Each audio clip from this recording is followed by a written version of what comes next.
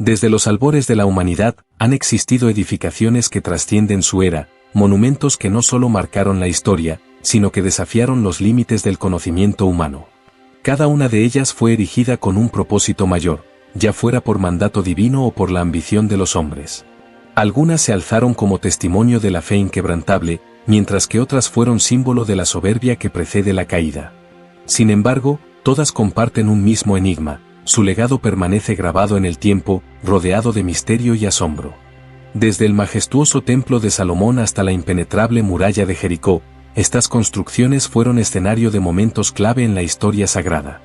La Torre de Babel representó el deseo de la humanidad por alcanzar lo inalcanzable, mientras que el segundo templo fue testigo del auge y la ruina de un pueblo elegido. Pero antes de todas ellas, antes de que las piedras fueran cinceladas o las torres se alzaran hacia el cielo, hubo una embarcación que no solo desafió la razón, sino que fue el último refugio de la humanidad. La tormenta se acercaba, el destino del mundo pendía de un hilo, y solo un hombre tenía el conocimiento de lo que estaba por venir. Si te apasionan las historias épicas de la Biblia y los relatos de antiguas civilizaciones, suscríbete al canal y activa las notificaciones. Descubre los secretos ocultos de la historia sagrada y explora junto a nosotros los eventos que marcaron la humanidad. Las nubes se arremolinaban en el cielo como un presagio de lo inevitable. Noé, de mirada firme y manos curtidas por los años de trabajo, se detuvo un instante en lo alto de la rampa de madera. El murmullo del pueblo, primero burlón, luego incrédulo, pronto quedaría ahogado por el estruendo de una tormenta sin precedentes. El aire, cargado de una tensión inexplicable, anunciaba que el diluvio no era un mito ni una exageración, era real, y estaba a punto de comenzar. ¿Por qué solo Noé fue advertido de la catástrofe? ¿Qué misterios rodean la construcción de la embarcación que desafió las leyes del tiempo y la lógica humana? La respuesta yace en un mensaje celestial que pocos quisieron escuchar, pero que marcó el destino de generaciones enteras. Los primeros golpes de martillo resonaron en el valle, despertando la curiosidad y la burla de quienes observaban la obra de Noé. La estructura de madera crecía día tras día, una fortaleza flotante diseñada con una precisión que desconcertaba incluso a los artesanos más experimentados. ¿Cómo un hombre podía construir semejante nave sin conocimientos avanzados de ingeniería naval? Algunos susurraban que su destreza no era terrenal. El arca, imponente en su magnitud, tenía medidas específicas que parecían encerrar un enigma matemático. Sus dimensiones, 300 codos de largo, 50 de ancho y 30 de alto, no eran fruto del azar, sino un diseño cuidadosamente transmitido. ¿Pero por qué esas proporciones exactas? Investigadores han sugerido que la relación matemática de sus medidas garantizaba una estabilidad excepcional en aguas turbulentas, un concepto que la ciencia moderna apenas comprendería siglos después. Los días pasaban, y la estructura colosal comenzaba a tomar forma. Noé, incansable, dirigía la construcción con la certeza de quien obedece una orden superior. Mientras tanto, la corrupción en la tierra se hacía cada vez más evidente. Las generaciones habían olvidado el propósito de su existencia, entregándose a la violencia y el caos. La advertencia de Noé se repetía como un eco ignorado: el fin se acercaba. Los animales comenzaron a llegar, un espectáculo que dejó sin palabras a los más escépticos. Parecía como si una fuerza invisible los guiara, en parejas, según su especie. No hubo resistencia ni temor, simplemente obedecían a un llamado que la humanidad se negaba a escuchar. Y entonces, cuando el último de ellos cruzó la entrada de la nave, algo cambió en el ambiente. El primer trueno sacudió la tierra. La lluvia, hasta entonces desconocida para muchos, comenzó a caer con una intensidad sobrecogedora. La gente, que había reído ante la advertencia de Noé, corrió aterrorizada hacia la enorme embarcación, golpeando sus muros de madera en busca de refugio. Pero la puerta, sellada desde adentro, no volvería a abrirse. Y así, mientras las aguas ascendían y la tierra quedaba sumergida bajo la tormenta, la historia del mundo daba un giro irreversible. Pero el relato de la humanidad no terminó allí. Las aguas se retiraban lentamente, dejando tras de sí un mundo desolado. Desde lo alto del Ararat, Noé y sus descendientes observaron la extensión de tierra que ahora les pertenecía. El diluvio había purificado la humanidad, y con él, había nacido una nueva oportunidad. Pero a medida que los años pasaban y las generaciones crecían, la memoria de la catástrofe comenzó a desvanecerse. Pronto, los hombres se volvieron a sentir invencibles.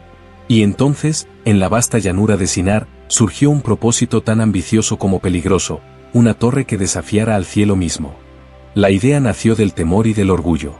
Construyamos una ciudad, levantemos una torre cuya cúspide llegue hasta el cielo, proclamaron los líderes. No querían volver a ser dispersados, no querían ser olvidados.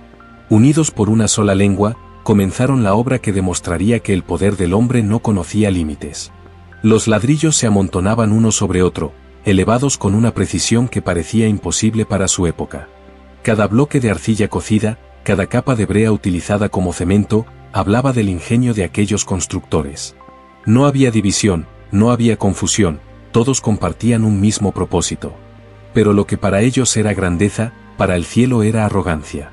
Aquel coloso de barro y fuego ascendía, amenazante, contra los designios divinos.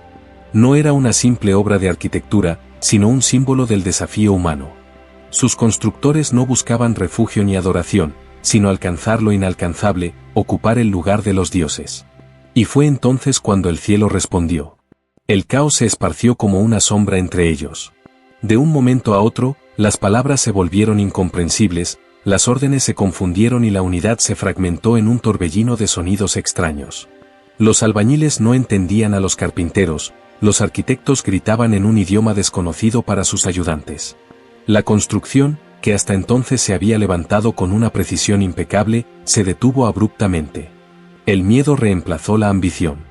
La obra quedó inconclusa, sus muros abandonados a medio camino entre la tierra y el cielo.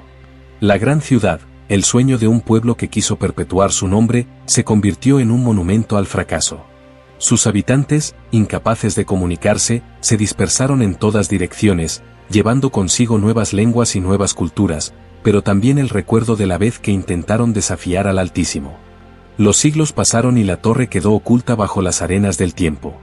Algunos afirman que aún se pueden encontrar restos de su estructura en los antiguos territorios de Mesopotamia. Otros creen que su historia es un eco de advertencia, un recordatorio de lo que ocurre cuando la soberbia humana sobrepasa los límites impuestos por la divinidad. Pero el mundo no se detuvo ahí. Las naciones nacieron, los reinos crecieron y nuevas construcciones se levantaron. Y entre ellas, una destacaría por encima de todas, un templo cuyo esplendor reflejaría la gloria del Dios de Israel.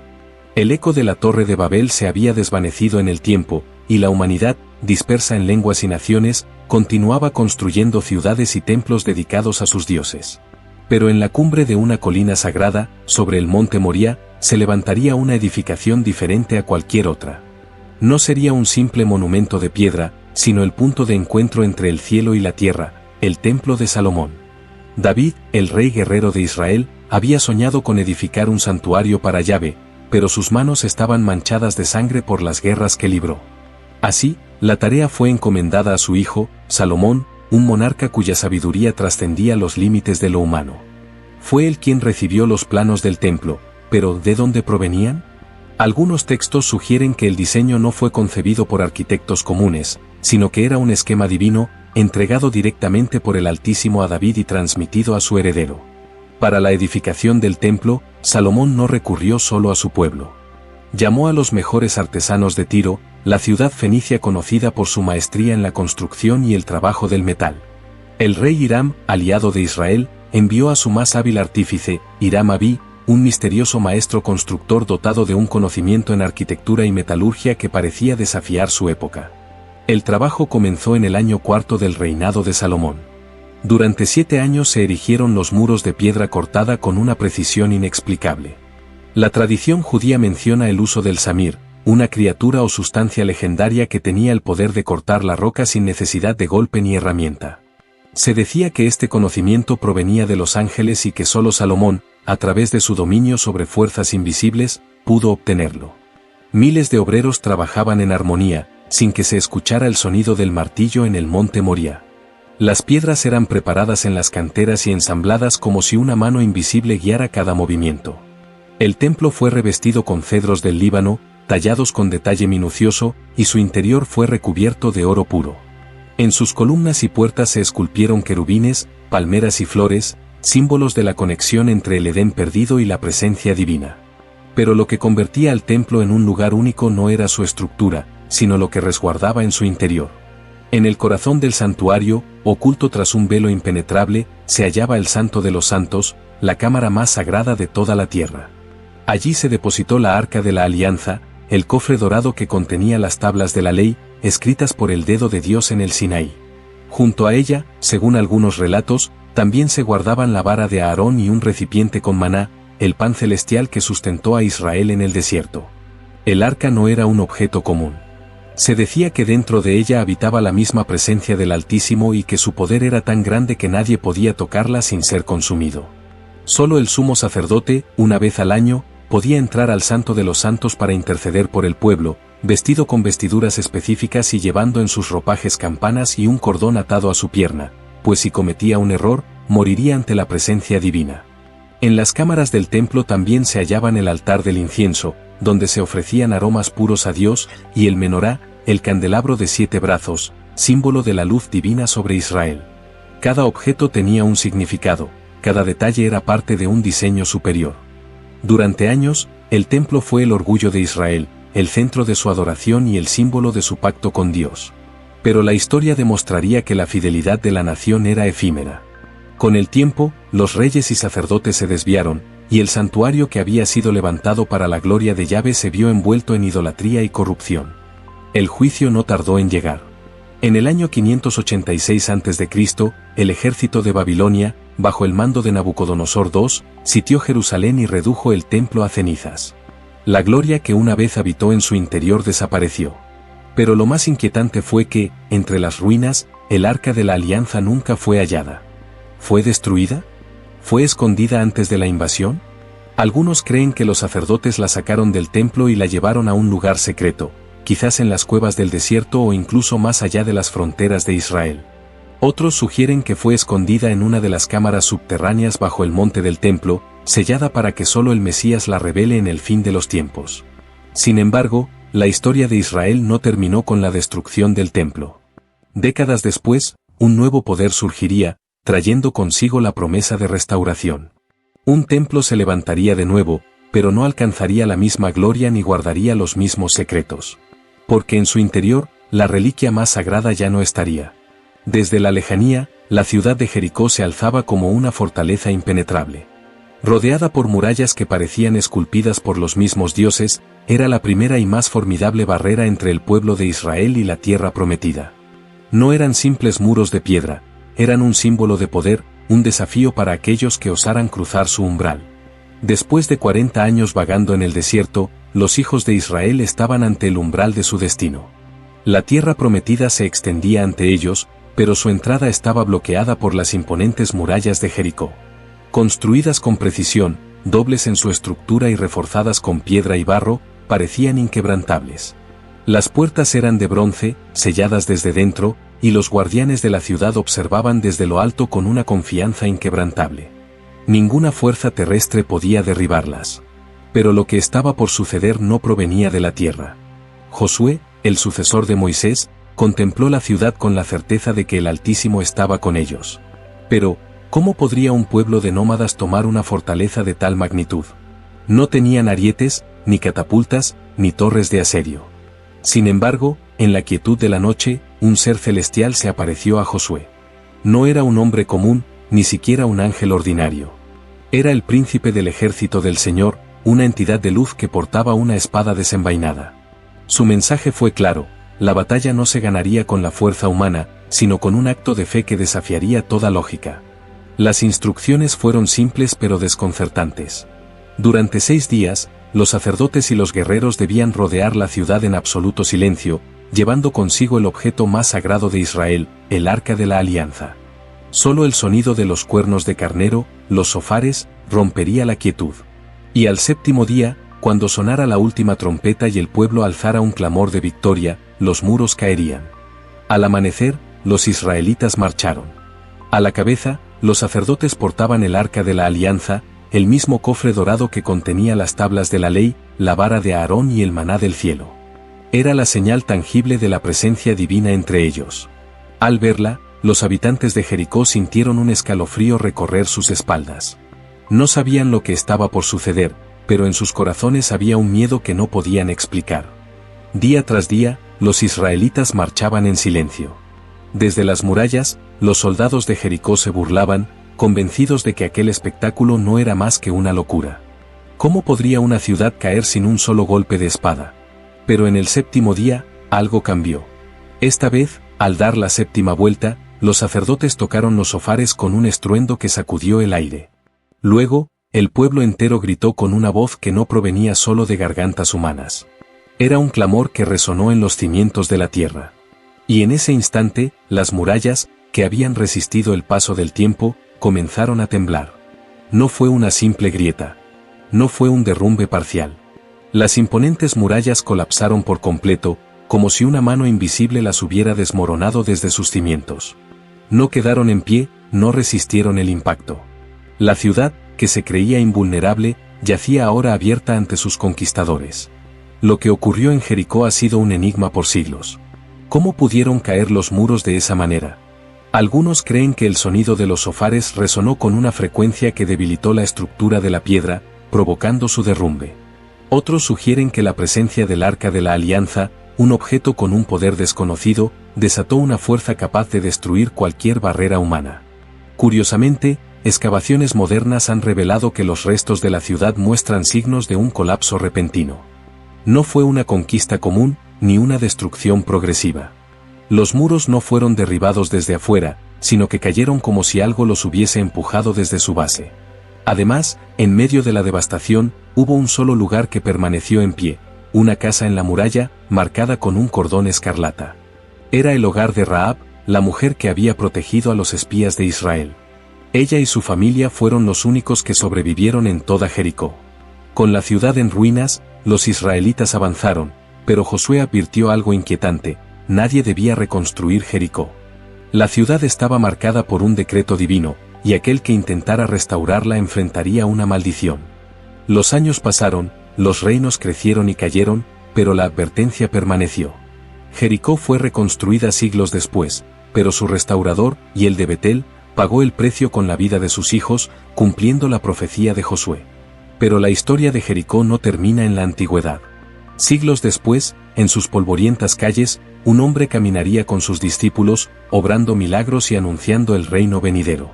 Allí, un ciego recobraría la vista. Allí, un recaudador de impuestos llamado Zaqueo recibiría el perdón. Allí, la historia daría un giro inesperado, conectando el pasado con un nuevo templo, una nueva promesa y un sacrificio que cambiaría el destino de la humanidad. Las murallas de Jericó habían caído, Israel había conquistado su tierra, y el esplendor del templo de Salomón había sido la gloria de Jerusalén. Pero el orgullo de la nación no duraría para siempre. Con el tiempo, la corrupción se infiltró en los corazones de los reyes y sacerdotes, y la advertencia de los profetas se hizo realidad. Babilonia marchó sobre la ciudad santa, y el templo, aquel santuario de oro y misterio, fue reducido a cenizas. Pero la historia del santuario no terminaría ahí. Los exiliados regresaron, la nación renació, y de entre las ruinas se levantaría un nuevo templo. No tan glorioso como el primero, pero con un destino aún más trascendental. Sería testigo de intrigas políticas, de conquistas, de revelaciones, y de la llegada de un hombre cuya presencia cambiaría el curso de la historia. El regreso del exilio fue amargo. La ciudad estaba en ruinas, el templo destruido y el arca de la alianza desaparecida. Sin el arca, ¿cómo podría el segundo templo ser tan sagrado como el primero?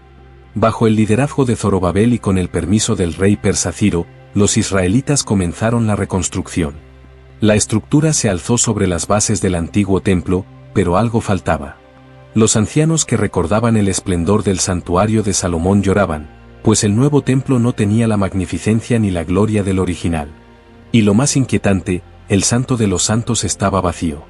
¿Qué había sucedido con el Arca de la Alianza? ¿Fue destruida en la invasión babilónica? ¿Fue escondida en algún lugar secreto? Algunas leyendas afirman que fue oculta en cámaras subterráneas, esperando el momento en que la gloria de Dios regresara a su casa. Pero el segundo templo nunca experimentó la misma manifestación divina que el primero. Los profetas dijeron que un día, la verdadera gloria de Dios llenaría aquel lugar. Pero no sería a través de oro ni de sacrificios. Siglos después, en la era de los romanos, un rey ambicioso decidió transformar el templo en algo que desafiara el tiempo. Herodes el Grande, conocido tanto por su brutalidad como por su afán de grandeza, emprendió una reconstrucción que convertiría el santuario en una de las maravillas arquitectónicas del mundo antiguo. Las piedras que usó eran colosales, algunas de ellas de más de 500 toneladas, imposibles de mover con la tecnología de la época. ¿Cómo las transportaron? Hasta el día de hoy, nadie ha podido explicar completamente la ingeniería detrás de su construcción. Herodes expandió el monte del templo, embelleció sus muros con mármol y oro, y creó un sistema de túneles y cámaras ocultas que aún hoy permanecen en la sombra. Pero su grandeza ocultaba una verdad inquietante: la presencia de Dios nunca volvió a descender sobre el templo. El segundo templo se convirtió en el corazón espiritual de Israel. Sacerdotes realizaban sacrificios, multitudes acudían a las fiestas sagradas y peregrinos de todo el mundo llegaban a Jerusalén. Pero, en medio de esta actividad, surgió un hombre que cambiaría la historia del templo para siempre. Un rabino, nacido en un pueblo humilde, recorrió sus patios y declaró algo que estremeció a todos: «Destruyan este templo, y en 3 días lo levantaré». Era una afirmación imposible. ¿Cómo podría alguien reconstruir en 3 días lo que había tardado décadas en ser edificado? Pero su mensaje no hablaba de piedras ni de oro. Hablaba de un nuevo pacto, de una presencia divina que ya no moraría en un edificio, sino en los corazones de los hombres. Años después, la profecía se cumplió de forma literal. En el año 70 después de Cristo, las legiones romanas, lideradas por Tito, sitiaron Jerusalén. El templo, el orgullo de Israel, fue incendiado y destruido. Las llamas consumieron su oro, que se derritió y cayó entre las piedras. Cuando los romanos tomaron la ciudad, desmantelaron cada muro en busca del oro escondido, cumpliendo así otra profecía: no quedará piedra sobre piedra que no sea derribada. El segundo templo desapareció, pero sus misterios aún persisten.